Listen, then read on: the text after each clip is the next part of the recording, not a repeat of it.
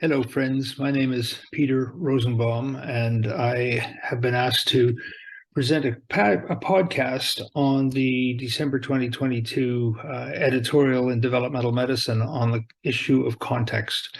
And I thought I'd do this by having some fun and sharing with you one of my favorite slides, which I think illustrates some of the issues that we're interested in. And you can decide whether you agree with that. So the title of the editorial is Childhood Disability, the Importance of Context. And although this is not in the text, my subtitle would be, It Depends. What I'd like to do is to have people reflect on this picture. This is a picture of a child of one of the parents with whom we work. And I often use this when we're talking about our F words work to ask people to reflect on what they see, what they think, and so on.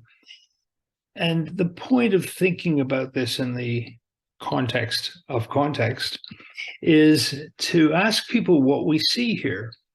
And I believe that what we see and how we interpret this picture may depend on, for example, first of all, who we are.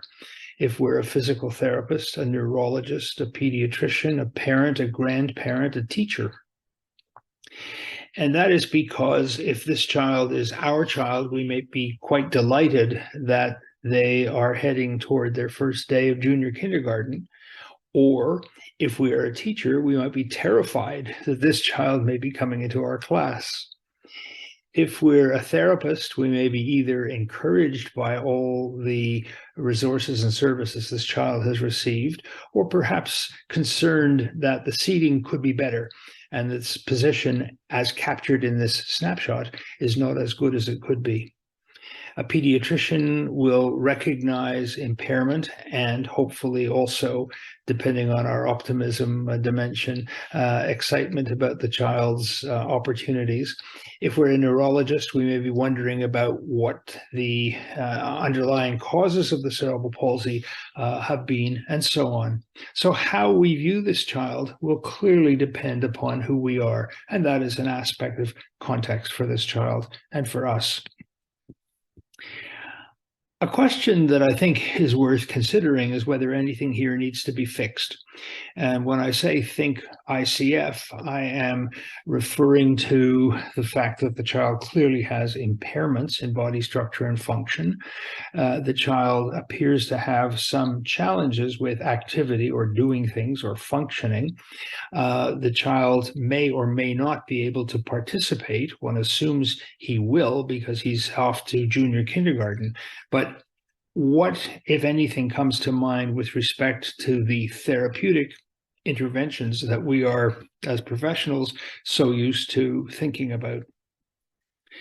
The third question, and again, a contextual issue, in this case, in terms of history, is do we describe this child as handicapped or impaired or disabled? And I ask this question because we've been talking for the last 40 years with the World Health Organization's international classification of impairments, disabilities, and handicaps. We've used the word handicap to refer to the social consequences of an impairment. But that language has been replaced to a considerable extent by thinking about the child having impairments at the level of body structure and function, and thinking about what else is going on outside of the child. And this leads to the World Health Organization's concept of disability. And in modern thinking, for some of us at least, disability is a social construct. So this child, we presume, is bright enough to go to school, is clearly a happy child, at least as captured in this picture, has powered mobility, which will allow him to get to school. However, if he gets to school and there are stairs at the front, he will be disabled. And he will be disabled by an environment outside of himself, which is interfering with him using the best of his abilities, which include power, mobility, learning ability, social ability, he will be disabled from accomplishing those things he would otherwise like to use. So again, the context in this example is of language, which evolves over time as our concepts evolve over time, thinking beyond impairment within the person creating the handicap to thinking about the interaction between society and the individual with their functional abilities and challenges. I ask where in the world this child lives and why that matters, because so much of our thinking these days is much more global than it used to be. And I refer in the article to low and middle income countries where many of our colleagues are doing really exciting work to reflect on the issues of importance to us in different socio-political contexts. So this child in many countries would not likely have access to the equipment that he has. In some countries, he wouldn't have access to school because there are policies that limit that child's ability to go to school unless they can walk, for example. And so just recognizing those things, not to say that anybody's right or wrong, but to be aware of those, have this broader thinking in mind when we look at issues like this. Question, can we generalize from this child's experience? Well, that's for you to decide. I would suggest that if this child had different temperament, if this child had different equipment, if this child lived in different countries, as I just said, all of these things might be different.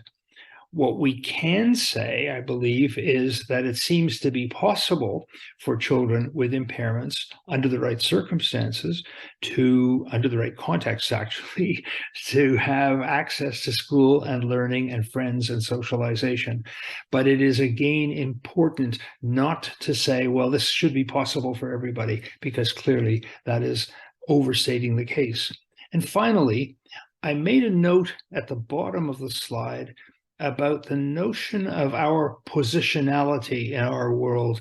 And I live in North America, where there is finally the beginnings of reconciliation with the First Nations people whose land was stolen from them. And we are always now opening our meetings with a statement of acknowledgement to the original owners of the land and our positionality as, in my case, a white male, and therefore a descendant of settlers, ultimately, and recognizing that who we are, where we are, how we are, is a very important part of how we see the world. And I see all of that as part of context. I hope this set of ideas has been provocative and at least opened some eyes to considering things. I'm happy to hear from people who want to challenge anything I've said, but thanks for listening. Bye.